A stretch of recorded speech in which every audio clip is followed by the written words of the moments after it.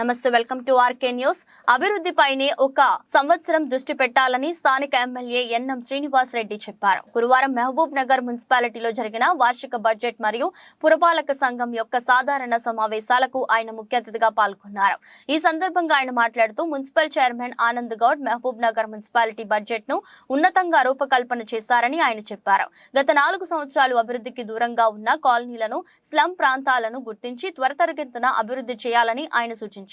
సమన్వయంతో పార్టీలకు అతీతంగా వార్డుల్లో అవసరమైన మేర అభివృద్ధికి సంబంధించిన ప్రణాళికలు సిద్ధం చేసి పలు అభివృద్ధి పనులు పూర్తి చేయాలని కౌన్సిలర్లను ఆయన సూచించారు. ఇప్పటికే కొన్ని కాలనీలు పూర్తిగా అభివృద్ధికి దూరం అయ్యాయని ఆయన ఆవేదన వ్యక్తం చేశారు. అందుకే పేదలు దినసరి కూలీ పనులు చేసి బ్రతుకుతున్న పేదల కాలనీలోని ప్రజల సంక్షేమానికి కృషి చేయాలని, పేదల కాలనీల్లో శానిటేషన్ వ్యవస్థను మరియు ఆరోగ్య వ్యవస్థ పైన దృష్టి సారించాలని ఆయన సూచించారు. అండర్ గ్రౌండ్ డ్రైనేజీ వ్యవస్థ నిర్మాణానికి సంబంధించిన ప్రపోజల్ ను ఇప్పటికే పంపించడం జరిగిందని, వీలైనంత త్వరలో మున్సిపల్ చైర్మన్ మరియు వైస్ చైర్మన్లను తీసుకొని కేంద్ర అర్బన్ డెవలప్మెంట్ మినిస్టర్ గారిని కలిసి అధిక మొత్తంలో నిధులు మంజూరు చేసి తీసుకుని రావడానికి ప్రయత్నిస్తామని, అలాగే రాష్ట్ర ప్రభుత్వం నుంచి రావాల్సిన నిధులు తెచ్చేందుకు కృషి చేస్తానని, మహబూబ్ నగర్ కు అమృత పథకం కింద రావాల్సిన నిధులు కూడా తెచ్చేందుకు కృషి చేస్తానని హామీ ఇచ్చారు. కొన్ని కాలనీలు మాత్రమే అభివృద్ధి జరిగాయని, మీ కాలనీల్లో సిసి రోడ్లు, డ్రైనేజీలు, ఇతర అభివృద్ధి పనులకు సంబంధించిన ప్రణాళికలు రూపొందించి కావాల్సిన అభివృద్ధి పనులు పూర్తి స్థాయిలో చేయాలని ఆయన సూచించారు. రాజకీయాలకు అతీతంగా మున్సిపాలిటీకి రావాల్సిన ట్యాక్స్ ను వసూలు చేయాలని, మన మున్సిపాలిటీ ట్యాక్స్ ను ఆధారంగానే ప్రభుత్వ నిధులు మంజూరు అవుతాయని, అందుకే పెండింగ్ లో ఉన్న ట్యాక్స్ ను వసూలు చేయాలని ఆయన సూచించారు. భవిష్యత్తులో ఎలాంటి అభివృద్ధి పనులు చేస్తే బాగుంటుందో గత అనుభవాలను దృష్టిలో ఉంచుకొని ఎలాంటి భేషజాలకు పోకుండా అభివృద్ధికి సహకరించాలని ఆయన విజ్ఞప్తి చేశారు. ఈ కార్యక్రమంలో అదనపు జిల్లా collector Shivendra Pratap, municipal chairman Anand Goud, Mahabubnagar municipal commissioner Maheshwar Reddy, vice chairman Shabbir Ahmed, BRS co leader Katta Ravikiran, BJP co leader Anjaiah, MIM co leader Sadutulla మరియు కౌన్సిలర్లు, కోఆప్షన్ సభ్యులు, అధికారులు, అనధికారులు పాల్గొన్నారు.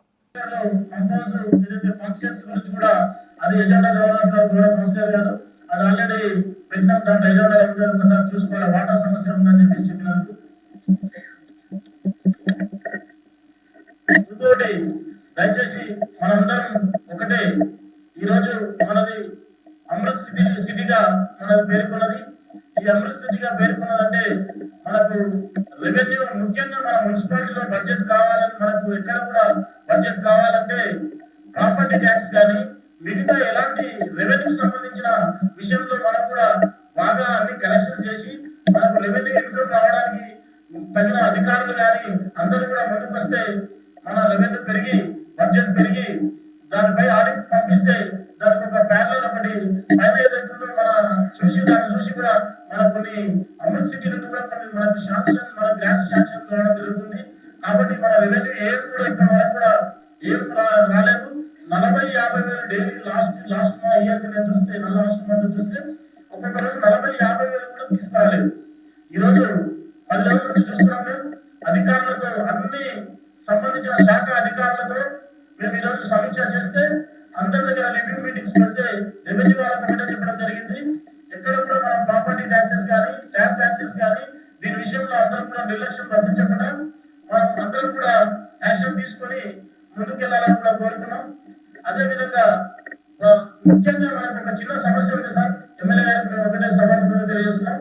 మన దగ్గర ఉన్న బిల్ కలెక్టర్స్ ఎవరైతున్నారో వారిని వేరే విషయాలకు, ఎలక్షన్ వచ్చినా ఏదొచ్చినా మన సిబ్బందిని వాడుకొని, మనకు సిబ్బంది కొరత అంటే సిబ్బంది ఉన్నారు, వేరే దగ్గరికి వేరే కార్యాలయాలకు వాడుతున్నారు. కాబట్టి బిల్ కలెక్టర్స్ కు కలెక్షన్ చేయడానికి వెళ్ళడానికి కూడా ఇబ్బంది జరుగుతుంది. దయచేసి మన మున్సిపాలిటీ నుంచి కాకుండా సిబ్బందిని వేరే శాఖ నుంచి, వేరే దగ్గర నుంచి తీసుకోవడానికి కూడా ఒకసారి మీరు కృషి చేయాలని కూడా కోరుతున్నాం. అలాగే శానిటేషన్ సంబంధించి, శానిటేషన్ ముఖ్యంగా చాలా దగ్గర కూడా ఈ డాగ్స్ విషయంలో మొన్ననే 1 వీక్ కింద చెప్తే ఇమీడియట్ గా డాగ్స్ వాళ్ళు వచ్చిన వాళ్ళు బీహార్ నుంచి ఒక పార్టీ వచ్చింది. దయచేసి వార్డు సభ్యులందరూ కూడా దానికి సహకరించాలి. మొన్న నా వార్డులో ఒక చిన్న సమస్య జరిగింది.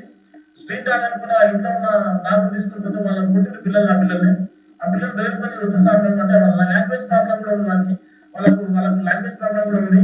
కాబట్టి వాళ్ళకి మనం సహకరించి కొంచెం ముందుండి మన ఎవరైనా పెట్టి ముందర పెట్టి వాళ్ళకి కొంచెం ఇబ్బంది పడుతున్నారు. వాళ్ళందరికీ ఆల్రెడీ కూడా డాగ్స్ పడ్డవాళ్ళు వచ్చిండ్రు, అది కూడా నడుస్తుందని కూడా తెలియజేస్తున్నారు.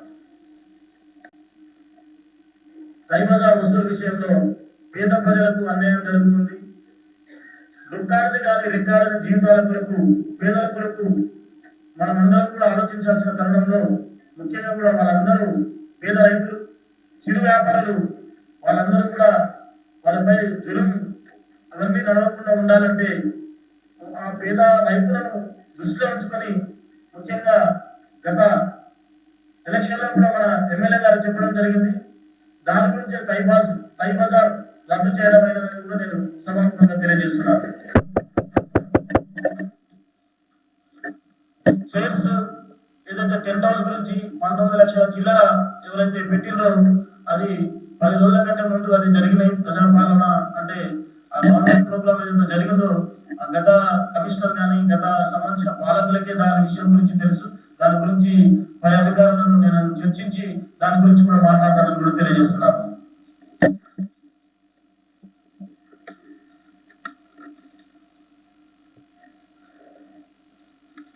ఇంకోటి అభివృద్ధిలో భాగంగా పెద్దలు సీనియర్ కౌన్సిలర్ అంజయ్య గారు చెప్పినట్టు ముఖ్యంగా ఆర్భాటాలకు పోకుండా మన దగ్గర బడ్జెట్ చాలా తక్కువగా ఉంది కాబట్టి ఇలాంటి ఆర్భాటాలకు పోకుండా సింపుల్ గా ఓన్లీ అభివృద్ధి కొరకే మన డబ్బులను మన ఫండ్స్ ని యూజ్ చేయాలి అని చెప్పిన విషయం చాలా మంచిది. ఈ దాన్ని అందరం కూడా దీన్ని ఏకీభవించాలని కూడా మరోసారి నేను కోరుతున్నాను.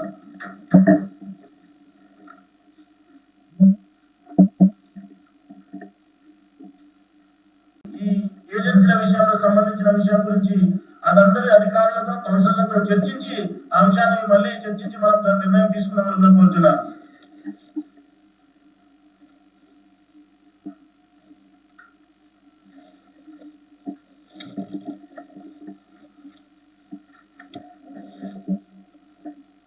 గౌరవ సభ్యులు తాడి గణేష్ గారు చెప్పినట్టు గత వారం రోజుల కిందట సైట్ విజిట్ చేసి ఇంజనీరింగ్ సెక్షన్ అధికారులు కమిషనర్ గారు మేమందరం వెళ్ళి కూడా అక్కడ చాలా ఇబ్బందిగా ఉందని చెప్పి కంప్లైంట్ చేస్తే అక్కడికి వెళ్ళి విజిట్ చేసి కూడా ఆ బారికేడ్లు నిర్మించాలని కూడా మేము ఆ రోజు నిర్ణయించుకున్నాం. ఐరన్ రాడ్స్ 2 సైడ్స్ వేస్తే బాగుంటుంది, 1 సైడ్ వేస్తే ఇబ్బంది ఉందని చెప్పి చూసినాం. దానికి కూడా వాళ్ళు చర్యలు చేపట్టారు. అది ఖచ్చితంగా కూడా చేస్తామని కూడా తెలియజేస్తున్నాం.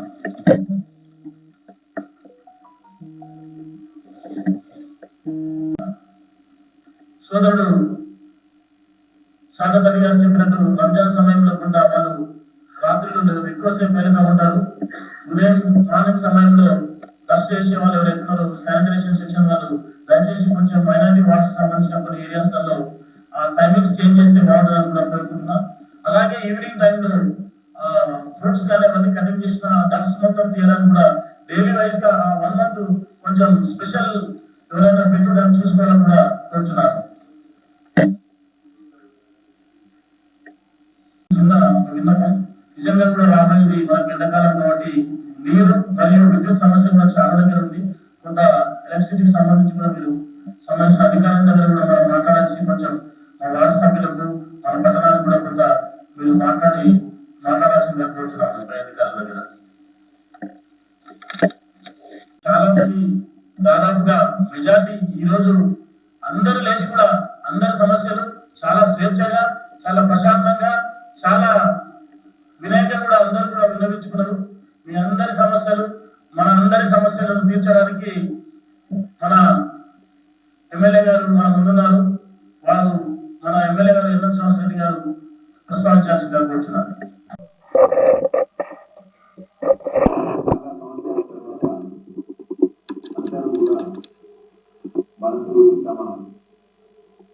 వాటిలోని సమస్యల గురించి ప్రస్తావన చేశారు. అధికారుల దృష్టికి, చైర్మన్ గారి దృష్టికి, మా దృష్టికి తీసుకుంటారు. చాలా సంతోషం. కానీ సమయం మనకి ఇంకా 1 సంవత్సరమే ఉంది. 4 సంవత్సరాల్లో అభివృద్ధి లేని, అభివృద్ధి జరగలేదని నేను అన్నాను. కానీ సమతుల్యత లేదు అనేది మనకు అర్థమవుతా ఉంది. ప్రతి ప్రభుత్వం ఉన్నా ఎంతో కొంత నిధులు వస్తే ఏదో అభివృద్ధి జరుగుతుంది.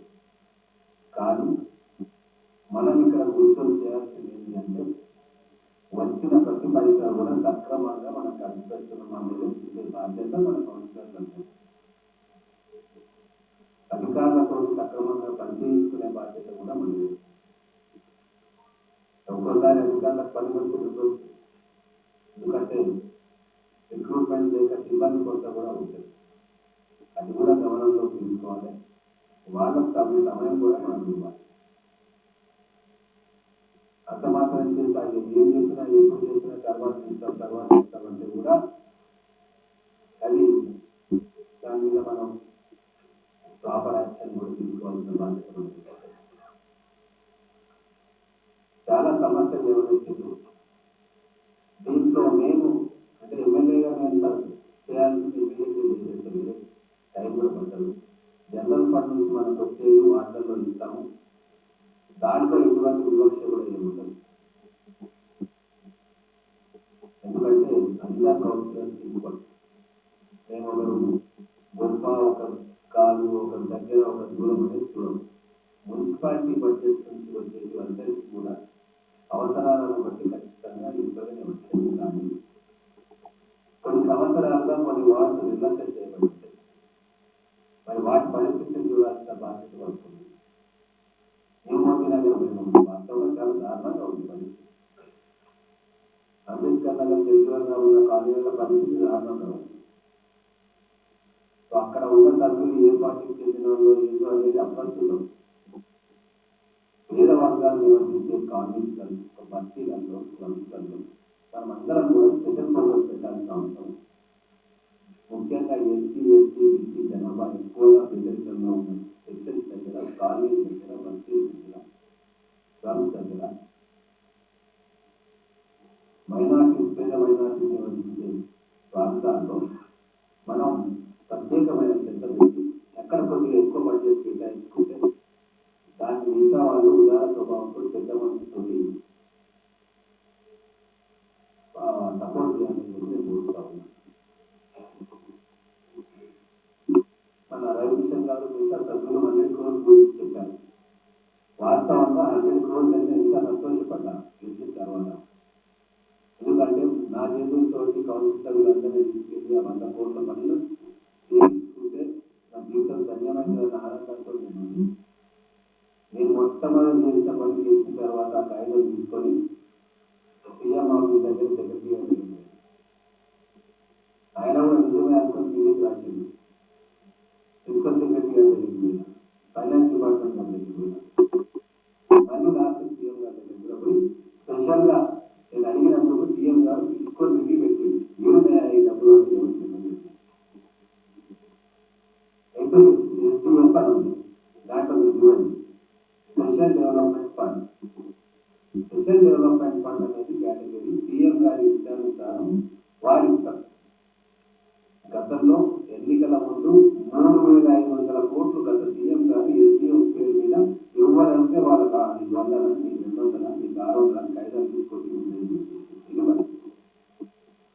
కాబట్టి మళ్ళీ ఒకటి కోరడం వల్ల ఆల్రెడీ ఎవరైనా కాంట్రాక్టర్స్ తొందరపడి వర్క్ స్టార్ట్ చేస్తే వాళ్ళ పరిస్థితి ఏంటి అని చెప్పి ఆ ముఖం ఎవరు ఆ కాంట్రాక్టర్లు ఎవరు కానీ వాళ్ళ గురించి చదివితే మళ్ళీ క్లారిఫికేషన్ ఏమొచ్చింది అంటే ఎవరైతే నాకు తెలిసి ఒక 14 వర్క్ స్టార్ట్ చేసినట్టున్నారు. నేను అప్పుడు ఇష్యూ తీసుకొచ్చినప్పుడు ఎవరైతే స్టార్ట్ చేసిందో ఇక వాళ్ళకు మనం తప్పకుండా పని చేయాల్సి వస్తుంది, లేట్ అయినా ఎప్పుడైనా. కానీ స్టార్ట్ చేయని వర్కులకు ఎట్టి పరిస్థితుల్లో నాకు నిధులు లేవు, ఏం లేవు, ఇచ్చే పరిస్థితి ఉండదు అని చెప్పి అందుకే దాని గురించి నేను ఇక్కడ కూడా మాట్లాడాను. మరి ఎట్లా వైగుండంలో మాట్లాడి టీఎంఐటీసీలో కొద్దిగా తీసుకోవచ్చు అని చెప్పి దాని మీద మళ్ళీ అధికారులతో మాట్లాడితే కొద్దిగా ఫండ్స్ అవైలబిలిటీ ఉంది టీఎంఐటీసీలో. దాని ద్వారా ఇప్పుడు మరి అందరికీ కూడా కొద్దిగా ఇచ్చుకొని వార్డులలో అభివృద్ధి పనులు జరగాలి అని చెప్పి దాని గురించి మళ్ళా మీ వార్డులలో ఏమన్నా ఉంటే అర్జెంట్ వర్క్స్ ఉంటే ఏమన్నా తీసుకురామని చెప్పండి. ఇప్పుడు మొత్తం ఆర్థిక వ్యవస్థ మీకు తెలిసి ఏమైపోయింది చెప్పక మాట్లాడదలుచుకోలేదు. కానీ కౌన్సిల్లో కూర్చున్నప్పుడు మనకు బడ్జెట్ ఎంత ఉంటుంది అనేది గౌరవ కౌన్సిలర్లకు తెలియాల్సిన అవసరం ఉంది, ప్రజలకు తెలియాల్సిన అవసరం. మన రెవెన్యూ కలెక్షన్స్ మొత్తం కూడా అసెంబ్లీలో చర్చ జరిగింది, ఎక్కడ వెళ్ళింది, ఏమైంది దాని పరిస్థితి ఏంటి.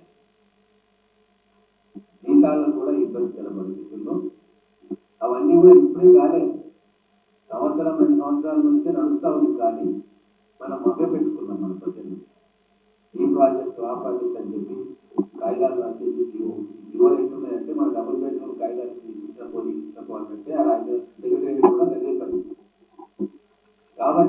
అందరికి ఇబ్బంది అవుతుంది, ఏ పార్టీ అయినా సరే ఎవరికైనా సరే. ఎందుకు అంటే డబ్బులు వచ్చినాయి పని జరగట్లేదని ప్రతి కౌన్సిలర్ని అడుగుతాం, పార్టీలు చూడరు గ్రౌండ్లో. కౌన్సిలర్గా ఎన్నుకున్నందుకు ఎందుకు మా పని చేస్తలేవు అని చెప్పి అడుగుతాం. ఆ ప్రజలు అందరి మీద ఉంటుంది, అపోజిషన్ పార్టీ కావచ్చు, రూలింగ్ పార్టీ కావచ్చు, ఇండిపెండెంట్ కావచ్చు, ఎవరైనా కావచ్చు. కాబట్టి ఇప్పుడు మనం ప్రతి రూపాయి కూడా జాగ్రత్తగా పెట్టుకోవాల్సిన అవసరం ఉంది. కొన్ని వచ్చినాయి ఆశ్చర్యవాది ఇంత నిధుల కట్టకట్ట మన మహబూబ్ నగర్ మున్సిపాలిటీ ఉంటే ఎవరు ముఖ్యమంత్రి తెలియని ఏజెన్సీలకు లక్షల రూపాయలు కట్టబడతాం అనేది దారుణం. దానికి కౌన్సిల్ ఆలోచించదు. ఒకవేళ రేపు ఇక్కడ ఉన్న మేయర్ గారు వైస్ చైర్మన్ గారు వైస్ చైర్మన్ మేము ఏదైనా చెప్పినా కూడా మీరు ఆలోచన చేసి డిస్కస్ చేసి ఈ రూపాయి కరెక్ట్గా పోతుందా లేదా అని చెప్పి దాన్ని అనాలిసిస్ చేసి కరెక్ట్ దిశానిర్దేశం చేసే బాధ్యత మీ అందరిది. అందుకే నేను కమిషనర్ గారిని మిగతా అధికారులను కోరుతా ఉన్నా, చైర్మన్ గారిని కూడా కోరుతా ఉన్నా, ఏవేవైతే కాంట్రాక్ట్ ఏజెన్సీస్ ఉన్నాయో నిజంగా వాళ్ళ పని చేస్తా ఉన్నారు తెలుసుకొని ఎంతమంది ఉన్నారు ఫిజికల్ కౌన్సిల్ ఒక్క వ్యక్తి కూడా ఇంట్లో ఉంటున్నది జీతం ఇచ్చే పరిస్థితి మన మున్సిపాలిటీకి లేదు. ఎందుకంటే ప్రజలు ఒక డోర్ వేసుకోవాలా, స్ట్రీట్ లైట్ వేసుకోవాలంటే కూడా నెల ఎదురు చూస్తున్న తరుణంలో ఎవరినో నిలబడడానికి మనం ఇక్కడ మున్సిపాలిటీ లేదు. కాబట్టి ప్రతి రూపాయి కూడా సవ్యంగా ఖర్చు పెట్టుకోవాల్సిన బాధ్యత అధికార యంత్రాంగం మీద ఉంది, కౌన్సిలర్స్ మీద ఉంది. తెలియని తప్పు జరిగితే ఓకే క్షమించవచ్చు, కానీ తెలియని తప్పు జరిగితే మాత్రం అది క్షమించరాదు. నేను ఖచ్చితంగా దాన్ని దుబారా జరిగింది వాళ్ళు పనిచేయాలంటే మార్చాల్సిందే. ఎవరి మీద కనికరం చూపాల్సిన పర్లేదు. తమ్ముడైనా బామ్మడైనా అక్కైనా చెల్లైనా మనం మొదలు ప్రజలకు బాధ్యులు. మనం ఎన్నుకున్నది ప్రజల కోసం ఎన్నుకున్నాం, కుటుంబ సభ్యులు బాగు చేసుకోవడానికి మనం ఎన్నుకోరు. కాబట్టి చాలా స్పష్టంగా మా క్లారిటీ చేస్తున్నాం. ఎట్టి పరిస్థితుల్లో అవినీతి అనేది సహించకూడదు. ఎవరి పేర్ల మీద రాసేసి ఎవరి పేర్ల మీద జీతాలు తీసుకొని ఎవరింటికో డబ్బులు పంపించడం అనేది చాలా దుర్మార్గమైన చర్య. అంతకంటే ఘోరం నీచే ప్రజాస్వామ్యంలో ఉంటాం.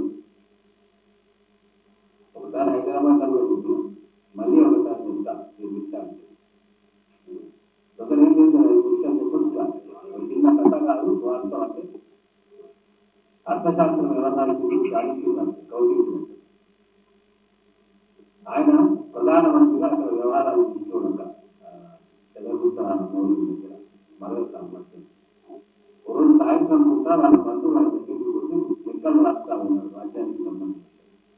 ఒక గంట సేపు కూర్చో పడుతుంది, ప్రభుత్వం యొక్క పని జమాఖర్చులు రాస్తున్నాను కూర్చోబెడుతున్నాడు.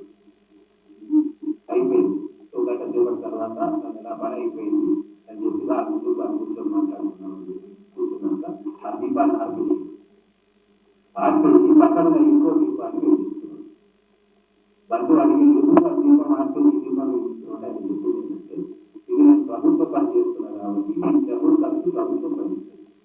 ఇప్పుడు నేను నీతో మాట్లాడుతున్నాను పర్సనల్ విషయం కాబట్టి ఈ చెరువులు కలిసి నేను ఇచ్చుకుంటున్నాను, నాకు ఇష్టం ఉంది కాబట్టి అది ఆర్పేసి నేను తీసుకుంటున్నాను. అంటే అట్లా ఉండాలి మనం అధికారులకు కానీ కౌన్సిలర్స్ కానీ. ఎవరైతే ప్రభుత్వ ధనాన్ని దుబారాగా ఖర్చు పెట్టి వేస్ట్ చేస్తారో అంతకంటే దుర్మార్గమైన పరిపాలకులు ఉండడు అని చెప్పి దాంట్లో రాస్తున్నాయి.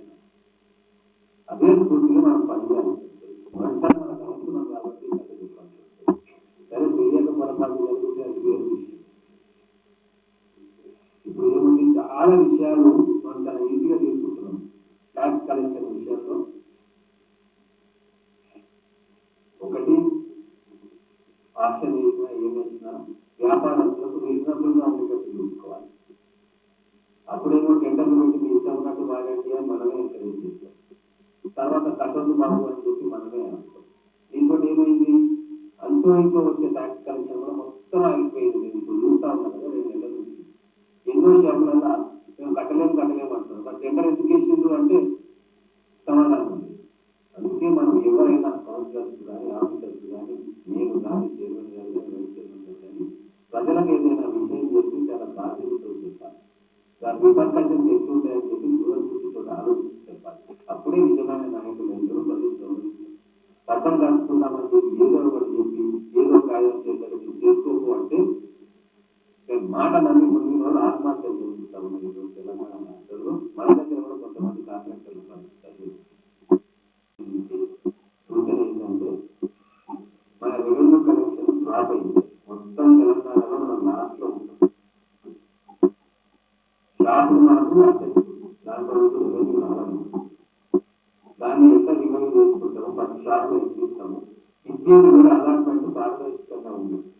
ఏముంటుంది మినిమం ఫీజు పెట్టండి, వ్యాపారాల కష్టం కాకుండా రేట్ పెట్టండి.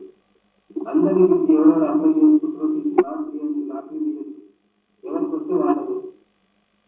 అది చేస్తే ఎవరు విమర్శ చేయరు. నీ వాళ్ళకి తీయాలి, నా వాళ్ళకి తీయాలి, నేను ఒకటి ఇంకోటి మొత్తం వ్యవస్థని కష్టం ఇదైపోతుంది. దయచేసి ఇప్పటికైనా ఎవరైతే రేట్లు కట్టలేరు వాళ్ళకు నోటీస్ ఇవ్వండి.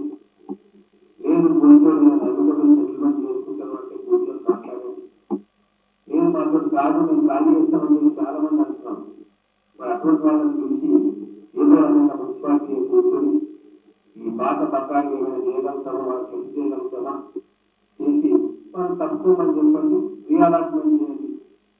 కొన్ని ఖచ్చితమైన కఠినమైన నిర్ణయాలు తీసుకుంటేనే మహబూబ్ నగర్ పురపాలక సంస్థలో మనం ప్రజలకు మేలు చేయగలం.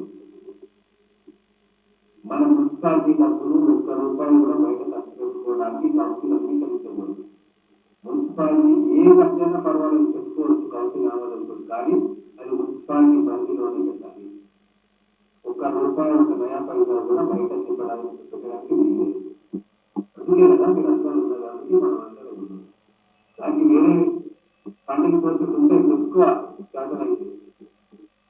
తర్వాత ఫ్లెక్సీల విషయంలో కూడా చాలా చర్చలు జరుగుతా ఉంది. నేను సూచన ఏం చేస్తానంటే మీరు ఐడెంటిఫై చేయండి ఫ్లెక్సీ వెహికల్ ఏ ప్రాంతాల్లో ఎక్కువ అంటే ప్రజలకు విశ్వసించేటట్టు కాకుండా పాయింట్స్ ఐడెంటిఫై చేయండి. మున్సిపాలిటీ ఖర్చుతోటి అక్కడ పర్మనెంట్ గా స్ట్రక్చర్ ఏర్పాటు చేయండి. ఏ నాయకుడు ఉత్సాహం ఉండి ప్రజలకు ఫ్లెక్సీ వేసుకోవాలనుకున్నప్పుడు ఛార్జ్ చేయండి, మంత్లీ ఛార్జ్ పెట్టండి. వాళ్ళు ఇష్టం ఛార్జీలు అనుకుంటారు, పెట్టుకుంటారు, మున్సిపాలిటీకి ఆదాయం. దాంట్లో విషయం ప్రజలకు కూడా రెవెన్యూ మనకు ఏ ఆదాయ వనరులు ఉన్నాయనేది మనం ఐడెంటిఫై చేసుకుని తెలుసుకునే కార్యక్రమం చేయాలి. ఒకవేళ నా షాప్ ఉంది, నా మొదలు పబ్లిక్ చూపించాలనుకుంటే ఇంకా తక్కువ పెట్టుకోండి. అది కూడా ఆషామాషిగా మంచిగా పెట్టండి. 5,000 పెట్టండి, 10,000 పెట్టండి. ఎందుకంటే షాప్ అయితే కలుస్తారు అక్కడ टिकट में नहीं आता प्रॉब्लम। मेरे ख्याल से 500 600 ऐसे प्लेसेस है जहाँ फ्लेक्सी रह सकता है। ఐడెంటిఫై చేసి మంచిగా పెట్టండి. 5,000 పెడతారా నెలకు 10,000 పెడతారు, మీ ఇష్టం, మీ కౌన్సిల్ మీ ఇష్టం. ఎందుకంటే మాక్సిమం మన ఫోటోలే కనబడతాయి ప్రజలకు, మైక్రోలు ఎవరికి కాబట్టి నిర్ణయం తీసుకోండి. రెవెన్యూ ఎట్లా జనరేట్ చేయాలని చెప్పి మీకు కూడా ఏమన్నా సూచనలు సలహాలు ఉంటే సరే ఈ రోజు ఒక రోజుతో అయిపోదు. చైర్మన్ గారు అవైలబుల్ ఉంటారు, నేను అవైలబుల్ ఉంటా, మన కమిషనర్ గారు అవైలబుల్ ఉంటారు, వైస్ చైర్మన్ గారు ఉంటారు, ఇంకా సీనియర్ సభ్యులందరూ ఇక్కడ ఉన్నారు. ఏమైనా మంచి ఐడియా వస్తే షేర్ చేసుకుందాం. ఇప్పుడు మీ పార్టీ నా పార్టీ అనేది మర్చిపోదాం. సంవత్సరం ఉంది, క్లాక్ ఈస్ టికింగ్. మీరు ప్రజలలో మంచి పనులు చేసి మంచిగా వాళ్ళకి సేవ చేస్తే వాళ్ళు వస్తారు. లేకుంటే మా పెద్దలు ఇంకా రాజుగారు ఆయన ఆశీర్వాదం తీసుకొని మనం జాగ్రత్తగా గమనించుకోవాలి. మీకైనా నాకైనా ఎవరికైనా ఏదైనా ఇష్యూ ఉంటే చైర్మన్ గారిని కలవండి, నన్ను కలవండి. ఏది ఇబ్బంది నాకు కాంపిటీషన్ ఎప్పుడైనా ఎవరైనా రావచ్చు. బీజేపీయా, ఎంఐఎంఆ, ఇండిపెండెంటా, కాంగ్రెసా, టీఆర్ఎస్ఆ అనేది పక్కన పెడతాం. కౌన్సిలర్ ఎవరు వచ్చినా కూడా సముచితమైన గౌరవం కలుగుతుంది, సముచితమైన టైం ఇస్తారు. స్పెషల్ గా పక్కన కూర్చోబెట్టి సమస్య ఏమిటి ఖచ్చితంగా ఇక్కడ నా బాధ్యత. ఎమ్మెల్యేగా మీ చైర్మన్ గారు ఉన్నారు, తర్వాత ఎమ్మెల్యేగా నేను ఉన్నా, రేపు ఎంపీ గారు ఉంటాం. మేమందరం కూడా మీకు సహాయం చేయడానికి ఉన్నాము. మీ సమస్యలు ఏమైనా ఉంటే తీర్చడానికి ఉన్నాం మా శాయశక్తుల శక్తి మీద. కాబట్టి ఏం సంకోచం పెట్టుకుంటాం. ఎలక్షన్ వచ్చేది ఆ వాతావరణం 2 రోజులు ఉంటుంది, నేను ఇప్పుడు వచ్చినాను. ఆ తర్వాత మళ్ళీ మామూలే అంతా. కాబట్టి దానికోసమే మైండ్ 24 గంటలు తిప్పకండి. ఎలక్షన్ వస్తుంది, ప్రజలు ఎవరు ఓట్లు లేక వాళ్ళకి వేస్తారు. ఆ ఓట్లు వేసేది మీరు చేసిన పరిశ్రమ పట్టు ఉంటుంది, మీ క్యారెక్టర్ దానికోసం మీ జీవితాలను 24 గంటలు కరిగించి దాన్ని కథ ఇస్తుంది. ఎందుకంటే చెప్పుకుంటున్నా కేసీఆర్ గారి దగ్గర 9 ఏళ్ళు 10 ఏళ్ళు పక్కన పనిచేసిన రక్తం మరిగించి మెదడు రగరించి కాలేజీలో చేసిన అని చెప్పి మొత్తం చెప్పుకున్నాడు. ఏమైంది? ఎక్కువ రంగరిస్తే గదిలే ముద్ర వచ్చినట్టు అయిపోయింది. నిమ్మలంగా ఉండండి, ప్రజలతో ఉండండి, ఇక మన స్థాయికి మించి ఆలోచన చేయకండి. మన పరిధి ప్రజలు ఏమి ఇచ్చిందో దాని మీద దృష్టి పెట్టండి. మళ్ళీ మంచి సేవ చేసి మళ్ళీ ఎదుర్కొనే ప్రయత్నం చేస్తారు కదా, అది నా బాధ్యత, మీ బాధ్యత. అంటే నేను రాజకీయంలో 25-30 సంవత్సరాలు అనుభవంతో చెప్తా ఉన్నా, మీరు ప్రజలతో మంచి ఉంటే తప్ప మళ్ళీ ఒకసారి ఎలక్షన్ గెలవలేదు. ఎంత డబ్బులు ఖర్చు పెట్టుకోండి, ఏమైనా చేసుకోండి. ఇప్పుడు మా అజయ్ గారు ఏం ఖర్చు పెట్టుకుంటారు గెలవాలి. ప్రజలతో చాలా మంది సీనియర్ కౌన్సిలర్స్ ఉన్నారు, 3 సార్లు 4 సార్లు తెచ్చిన వాళ్ళు. వాళ్ళందరూ ఏమన్నా ఖర్చు పెట్టుకుంటారా?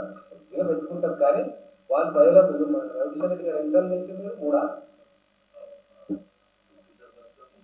సార్. అదే ఇప్పుడు గోవింద్ ఎన్నిసార్లు చేసింది? 3 సార్లు. మీరు ఈ టైం కాడ ఎడ్యుకేషన్ ఎవరు?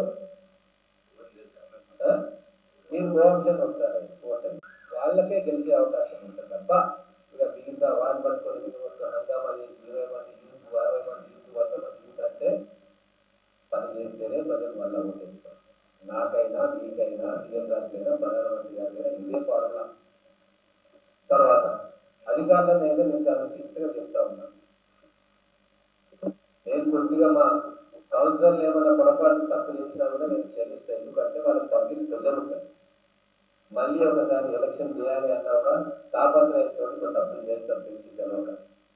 కానీ మీకు మాత్రము ఎటువంటి గుంజాయిషి లేదు తప్పులు చేయడానికి. దయచేసి అర్థం చేసుకోండి. మా రాష్ట్ర బడ్జెట్ మొత్తం కూడా సగానికి సగం పడ్డ అధికారులకు జీతాలు ఎన్నికనే సరిపోతా ఉంది. మంచి శాలరీస్ ఇస్తా ఉన్నారు. కాబట్టి 1,00,000 రూపాయలు, 2 లక్షల రూపాయలు ఒక్కొక్క విద్యార్థి శాలరీ వస్తుంది. పెన్షన్స్ వస్తాయి. సేమ్ లైఫ్ సెక్యూరిటీ లైఫ్ ఉన్నారు. ఖచ్చితంగా మీరు ప్రజలకు అందుబాటులో ఉండాలి. ఏ పని కోసం మీకు గవర్నమెంట్ జీతపత్యాలు ఇంత గౌరవపరమైన స్థానంలో కూర్చోబెట్టిందో దాని సార్థకత తీసుకురావాల్సిన బాధ్యత మీకు ఉంది. దాంట్లో ఎక్సెప్షనే లేదు. ఒకవేళ నిధుమీరు ప్రవర్తించే మాత్రం మీరు కౌన్సిలర్లు, చైర్మన్లు, కమిషనర్ రూపంలో నేను మాత్రం ఒప్పుకునేది లేదు. నేను ఒక అధికారిగా పనిచేసిన నాకు తెలుసు ఆ విలువ. ఆ పిల్లలే ముందులే అని చెప్పి ఊరుకుంటే మాత్రం 100% దానికి తగిన మూల్యం మీరు చెల్లించుకుంటారు. మీకు ప్రజల గ్రీవియన్స్ సమస్యను పరిష్కరించే తప్ప మీకు ఇంకో వ్యాపకం ఉండకూడదు. చాలా కంప్లైంట్స్ వస్తూ ఉంటాయి. హైదరాబాద్ పోయినా కూడా, నేను డిఎంఈ దగ్గరికి పోయినా, సిబిసి ఆఫీస్కి పోయినా కూడా కంప్లైంట్స్ చూస్తాను. అంటే అంత మంచి రెప్యుటేషన్ మీరు సంపాదించుకున్నారు గతంలో. తప్పు ఎవరికి అనేది మీకే తెలుసు, తెలియదు. కానీ ఇప్పటి నుంచి మాత్రం ఏ పేదవాడు మీ ఆఫీస్కి వచ్చినా, ఏ కౌన్సిలర్ ఫోన్ చేసినా ప్లాన్లు అవన్నీ పక్కన పెట్టండి. సమస్యల కోసము, లేకుంటే బల్బో, స్ట్రీట్ లైట్ ఏది ఉన్నా సరే, వాటర్ ప్రాబ్లము ఇమ్మీడియట్ గా అటెండ్ చేయండి. దీంట్లో చాలా స్పష్టంగా నేను చెప్తా ఉన్నా, అటెండ్ చేయడం వేరు, పరిష్కారం వేరు. మీరు పరిష్కారం చేయలేరు కాబట్టి మేము అటెండ్ చేయడం కానీ, ఫోన్ కాల్ రిసీవ్ చేసుకోవడం కానీ అవాయిడ్ చేస్తే మాత్రం తప్పు మీదే. అటెండ్ చేసి చెప్పండి, ఇది సాధ్యమా కాదా, ఎంత టైం పడుతుంది, లేదా రూల్ పొజిషన్ ఇట్లా ఉంది, చెప్పాల్సిన బాధ్యత మీ మీద ఉంది. ఎందుకంటే సామాన్య ప్రజలకు రూల్స్ తెలియవు. సమస్య ఒకటే కనబడుతుంది కళ్ళ ముందు. సమస్య పరిష్కారం కాదు, టైం పడుతుంది అన్న వాళ్ళు వింటారు. అట్లా వినకుండా ఉంటే తిరుగుబాట్లు వచ్చేది భారతదేశంలో. కానీ మన ప్రజలందరూ కూడా సహనశీలు. ఒక సమస్య కోసం 1 రోజులైనా ఆగుతారు, 6 నెలలైనా ఆగుతారు. కానీ వాళ్ళని కూర్చోబెట్టి గౌరవించి ఇట్లా ఉంది, ఈ పంట లేదు, దారి వస్తుంది, ఇట్లా చేస్తున్నామని చెప్పి వాళ్ళకి ఎక్స్ప్లెయిన్ చేయాల్సిన బాధ్యత అధికారులని. నేను చెప్తున్నాను, మీరు ఏమనుకోవద్దు. కానీ వాళ్ళు ట్యాక్సులు కడుతున్నారు కాబట్టి వాళ్ళకి జీతం వస్తుంది. ప్రధానమైన బాధ్యత మీ మీదనే ఉంటుంది. కాబట్టి 100% మేమందరం కూడా దృష్టి పెడతాం. చైర్మన్ గారితో సహా మన సిబ్బంది పనిచేస్తున్నారా లేదా, మీకు మరి ఓవర్ బడ్డింగ్ కూడా మేము కానీ కానీ మీరు నిర్వర్తించాల్సిన బాధ్యత మీరు 100% నిర్వర్తించాలి. ఇక్కడనే ఉంది, ఇక్కడ ఇంకా ఈ మున్సిపాలిటీ ఇది నడబడుగా ఉంది, ప్రజలు వస్తుంటారు, మీరు వాళ్ళతో ఇంట్రాక్షన్ చేసుకోవాలి. ఇంకోటి కమిషనర్ గారు నేను సూచన చేసేది ఏంటంటే గ్రీవెన్స్ సెల్ ఒకటి ఏర్పాటు చేసుకోండి. ఏమవుతుందంటే ఎవరో ఒకరు వస్తారు, పెద్ద మనిషి వస్తారు, లేకుంటే ఎవరైనా బాధితులు వస్తారు, గ్రీవెన్స్ సెల్ లాంటిది ఏర్పాటు చేసుకుంటే వచ్చిన తర్వాత ఏమేమి సమస్యలు ఉన్నాయని చెప్పి ఎందుకు పరిష్కారం అవుతుందా లేదని చెప్పి ఆలోచించుకోవాలి. ఆ రిజిస్టర్ కూడా మేము కూడా వస్తాం, అప్పుడప్పుడు చూస్తాం, చైర్మన్ గారు వస్తారు, వైస్ చైర్మన్ గారు వస్తారు, కౌన్సిలర్స్ కూడా వస్తారు. అని మేము ఏ వార్డు నుంచి సమస్యలు పెట్టినాం, ఎన్ని రోజులు పెండింగ్ ఉంది, మా వార్డు నుంచి ఎవరు వచ్చిండ్రు అనేది వాళ్ళకు కూడా తెలిస్తే అడ్రస్ చేసుకుంటారు కదా. కాబట్టి ఒక సిస్టమేటిక్ గా పనిచేయాలని చెప్పి నేను కోరుకుంటా ఉన్నా. కొత్త ప్రభుత్వం వచ్చింది, committed welfare of the people అంటే ప్రజల సౌభాగ్యం కోసం, ప్రజల భావం కోసం మేము కమిట్మెంట్ తోటి ఉన్నాం. మాకు వేరే ఏం ఆలోచన లేదు. కాబట్టి పాలనలో మార్పు వచ్చింది, మీలో కూడా మార్పు రావాలి. దయచేసి అర్థం చేసుకొని గౌరవ ముఖ్యమంత్రి గారి కాడి నుంచి, మంత్రివర్గుల కాడి నుంచి మా దాకా మేమందరం కూడా ప్రజలు బాగుపడాలి, గతంలో ఉన్నదానికి భిన్నంగా పరిపాలన జరగాలి అనే ఒక కమిట్మెంట్ తోటి ఈరోజు మేమందరం కూడా ఉన్నాం. మీరు కూడా అదే కమిట్మెంట్ తోటి కలిసి పనిచేస్తే మహబూబ్ నగర్ ప్రజలు సంతోషిస్తాం. లేదు అంటే కంప్లైంట్స్ వస్తే మాత్రం ఖచ్చితంగా యాక్షన్ ఉంటుంది. మీరు గమనించిందో లేదో ఎంత యాక్టివ్ అయింది ఏసీబీ, నేను చెప్పాల్సిన పని లేదు. మోస్ట్ స్ట్రిక్ట్ ఆఫీసర్లు ఏసీబీ డీజీగా పెట్టాం. సివి ఆనంద్ గారు ఎవరికి వినడు, ఆయన వేగులు మొత్తం తిరుగుతుంటాం. నాకు తెలుసు కదా, నాకు చాలా అవినాభావ సంబంధం ఉంటుంది పోలీస్ డిపార్ట్మెంట్ గతంలో కూడా. చాలా స్పష్టంగా ఎవరైతే లిమిట్స్ దాటుతున్నారో 100% వాల్సింది. ఇది మాత్రం నేను చెప్తాను. అంటే నేను సూచన చేస్తా ఉన్నాయి, భయపెట్టాలని కూడా మాట్లాడితే మాకు తెలుసు ఎంత స్థాయి అధికారులైనా కూడా వాళ్ళు వదిలిపెట్టే ప్రసక్తే లేదు. ఐఏఎస్ ఆఫీసర్ల మీద కూడా మన విషయం మీ అందరికీ తెలుసు. కాబట్టి అటువంటి అవకాశం ఇవ్వకండి. ఫైల్ వస్తే ఇమీడియట్ గా క్లియర్ చేసే ప్రయత్నం చేయండి. లోపాలు పెట్టుకునే పని చేయొద్దు. లోపాలను కవర్ చేసేసి చట్ట ప్రకారంగా మనిషికి ఎట్లా హెల్ప్ చేయాలని ఆలోచన చేయండి. ఎవరైనా పెట్టుకుంటున్న లోపాలు ఇప్పుడు సరే మా బస్టాండ్లో చేసి ప్రజలు ఇబ్బంది పడతాం. చిన్న చిన్న విషయానికి 10 సార్లు మీరు చెప్పించుకుంటే ఏదో రకంగా చుట్టూ తిరిగి ఆ భాగం మనం చూసుకుంటాం. కాబట్టి దయచేసి టౌన్ ప్లానింగ్ సెక్షన్ ఉన్న వాళ్ళు కానీ, ముఖ్యంగా టౌన్ ప్లానింగ్ సెక్షన్ వాళ్ళకి ఈ టార్గెట్ ఉంటుంది. నేను ఏం చెప్తున్నానో అర్థం చేసుకోండి. అనుగుణంగా మీరు సర్వీసెస్ కూడా అట్లా మార్చుకోండి, ప్రజల మన్ననలు పొందండి. మీకు శాశ్వతం కాదు మహబూబ్ నగర్. మహబూబ్ నగర్ ప్రజలకు సేవ చేసి మీరు ట్రాన్స్ఫర్ అయితే అందరూ గుర్తుపెట్టుకుంటాం. మన సభ్యులు కొంతమంది చెప్తుంటే ఫలానా బాగుండే, ఫలానా కమిషనర్ గారు బాగుండే, ఈయన బాగుండే, ఆయన బాగుండే అని అట్లా గుర్తుపెట్టుకుంటాం. కలెక్టర్ గారు బాగుంది, 30 ఏళ్ల క్రితం వచ్చిన కలెక్టర్ గురించి ఇప్పుడు మాట్లాడుతాం. అదే ఏమైనా ఇబ్బంది అయిపోతే మాయని మధ్య ఒక ముద్ర వేసుకొని ఇక్కడ నుంచి బయటికి పోతాం. అది అవసరం లేదు మనకు. మహబూబ్ నగర్ ప్రజలు చాలా శాంత స్వభావాలు, మనసు తగిలి కట్టు మండితే తప్ప ఏదైనా డ్రాస్టిక్ యాక్షన్ తీసుకోండి. కాబట్టి అందరికీ నేను జాగ్రత్తగా చెప్తా ఉన్నా, కౌన్సిలర్లకు కూడా చెప్తా ఉన్నా. మీరు కూడా దయచేసి ఈ 1 year లో రేపు మళ్ళా మీరు ఎలక్షన్స్ కు పోవాలి, ప్రజల మన్ననలు పొందాలి అన్న ఆలోచనలో మీరు పనిచేయండి తప్ప ఇక గతంలో వేరే వేరే రకంగా అక్కడ గీకి ఇక్కడ గీకి అంటే మీకే నష్టం. అందరం కూడా ఈ రోజు మహబూబ్ నగర్ జిల్లాలో, తెలంగాణలో ఎమ్మెల్యేలుగా వచ్చి కూర్చున్నది అంటేనే ప్రజలు గమనిస్తున్నారు. వాళ్ళు ఒక హద్దుదాన్ని ఎవరు ప్రవర్తించినా కూడా క్షమించారు అని చెప్పి తమ ఓటు ద్వారా తీర్పిస్తేనే ఈరోజు మీరు అందరం కూర్చొని ఈరోజు బయట తీసుకొని ముందు మాట్లాడారు. కాబట్టి ఇవన్నీ కూడా అంటే మీకు తెలియదని కాదు, కానీ చెప్పాల్సిన ధర్మం బాధ్యత నాకు. కాబట్టి అందరం కలిసి తీసుకుందాం. నేను గౌరవ మా బీజేపీ మిత్రులను కూడా అడుగుతాం, సెంట్రల్ గవర్నమెంట్ లో సహాయ సహకారాలు కావాలి. ఈ మంత్రులతోటి అపాయింట్మెంట్ తీసుకోవడం అవన్నీ కూడా మీ నాయకులు తీసుకోవాలి. ఈ రాష్ట్రంలో ముఖ్యమంత్రి గారి దగ్గర నుంచి మంత్రుల దగ్గర నుంచి ఏది వచ్చినా కూడా నేను 100% మిమ్మల్ని కూడా తీసుకొని మాట్లాడతాను. ఈ కక్ష గతంలో ఇప్పుడు నిజంగా చెప్తా ఉన్నా 2012 గెలిచిన తర్వాత ఓడిపోయిన అభ్యర్థులతో కలిసి ఏ పక్షానికి కలిసిపోయాము. అటువంటి వాతావరణం వల్ల వైద్యులు రావాలి. ఇది మన చరిత్ర, ఇది మన వారసత్వం. దీని నుంచి మన చరిత్రని, మన వారసత్వాన్ని, మన కల్చర్ని, మన క్యారెక్టర్ని డిస్ట్రాయ్ చేస్తా అంటే మనం ఒప్పుకోరు. ఎవరైనా పదవడానికి వచ్చి ఎవరైనా ఇష్టం లేకపోతాం. కానీ మన పాలమూరు ప్రేమకున్నాన్ని ప్రేమించే తత్వాన్ని, సహనశీలతను వీటిని మనం ఖరాబ్ చేసుకుంటే మనం చరిత్ర ఎంత పెద్ద పేరు మన మహబూబ్ నగర్ అంటే, పాలమూరు అంటే ఇంత పెద్ద పేరు ఉంటాయి. మళ్ళీ ఆ పేరును పునఃప్రతిష్ఠించుకోవడానికి మనం అందరం కూడా కలిసి పనిచేయాలి. ఏ పార్టీ ఉంటే ఈరోజు ఆ పార్టీలో ఇంకో పార్టీలో అదే సర్వస్వం కాదు, అదే బ్రహ్మాండం కాదు, అదే అర్థం కాదు. కాబట్టి దయచేసి నేను అందరినీ కూడా కోరుకుంటా ఉన్నా, నేను అట్లనే ఉంటా. ఈరోజు నాగేశ్వర గారు అన్నారు డిఫరెన్స్ ఇవ్వకండి అన్నారు. ఏం కూడా డిఫరెన్స్ మీరేం అనుమానపడాల్సిన పని లేదు. గవర్నమెంట్ నుంచి వచ్చే ప్రతి పట్టును కూడా నేను కూడా చైర్మన్ గారికి చెప్తాను, ఎక్కడ అవసరం ఉంటే అక్కడ ఖచ్చితంగా పెట్టండి. ఎందుకు అంటే కొన్ని మనం రిజర్వేషన్ తీసుకున్నాం, బలహీన వర్గాలకు, వెనుకబడ్డ వర్గాలకు రిజర్వేషన్ తీసుకున్నాం అంటే ఎందుకు అంటే వారు ఆర్థికంగా కానీ నిలబడలేరు, లేదా వాళ్ళకి సత్తా లేదు కాబట్టి వాళ్ళని మనం నిలుపుకుందామని చెప్పి వాళ్ళకి ఆర్థికంగా ఎక్కువ సపోర్ట్ ఇస్తున్నాం.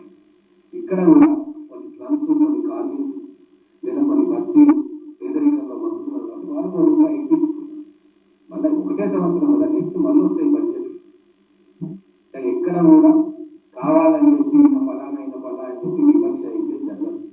ఒకవేళ అటువంటి విమర్శ తెలిసి తిరిగి జరిగితే నా దృష్టికి ఖచ్చితంగా తీసుకురండి, దాన్ని సరిచేసే ప్రయత్నం నేను చేస్తాను. లేదు ఇంకో సోర్స్ ఏదైనా ఫండ్ వస్తే అది మీకు పెట్టే ప్రయత్నం చేస్తాం. కాబట్టి అందరం కూడా ఈ ఒక్క సంవత్సరం కష్టపడి పనిచేద్దాం, ఒక టీంగా పనిచేద్దాం. అధికారులందరూ కూడా మన టీంలో భాగమై అందరం కలిసి మన కొత్త చైర్మన్ గారి ఆధ్వర్యంలో, కొత్త కమిషనర్ గారు వచ్చారు వాళ్ళ ఆధ్వర్యంలో, వైస్ చైర్మన్ గారు కూర్చొని సామరస్యంగా అన్ని సమస్యలను, పట్టణ సమస్యలను పరిష్కరించే ప్రయత్నం ఈ రోజు నుంచి మొదలు పెడతాం. మీ అందరూ కూడా శ్రద్ధగా